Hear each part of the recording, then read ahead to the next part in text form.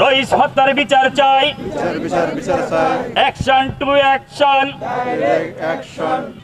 অত্যন্ত দুঃখ এবং পরিতাপের বিষয়, বিগত এক সপ্তাহ হয়ে গেল আমরা মাননীয় প্রধানমন্ত্রী এবং স্বরাষ্ট্রমন্ত্রী আপনার থেকে কোনো আশা অনুরূপ বিবৃতি আমরা দেখতে পাইনি। কি করেছিল আমাদের প্রিয় হাফেজ মাওলানা মুফতি রইস উদ্দিন?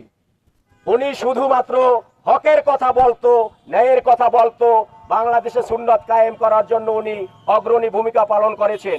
সেই অগ্রণী ভূমিকা পালন করতে গিয়ে ওনাকে আজ শাহাদাত বরণ করতে হয়েছে। এটা সত্যি আমাদের জন্য লজ্জার বিষয়। আজকের এই মানববন্ধন থেকে আমরা বলতে চাই, শহীদ রইস উদ্দিন ইস্যুতে যদি সরকার চুপ থাকে তাহলে সরকারকে এর কঠিন পরিস্থিতির শিকার হতে হবে।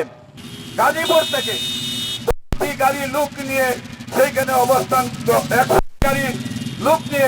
অবস্থান করে শতাধিক গাড়ি তার নেতৃত্বে আসার পর সে যখন প্রোগ্রাম গাজীপুর গেল, তখন সেই কুচক্রী মহল তাকে মসজিদ থেকে বাসা থেকে মসজিদে যাওয়া অবস্থায় তাকে রাস্তার মধ্যে ধরে মক সৃষ্টি করে তাকে নির্মম ভাবে গাছের মধ্যে ঝুলিয়ে গাছের মধ্যে বেঁধে একের পর এক আঘাত করে তাকে মেরেছে।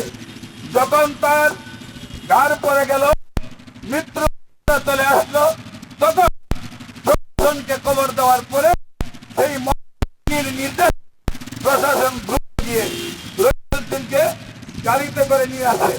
এই অবস্থায়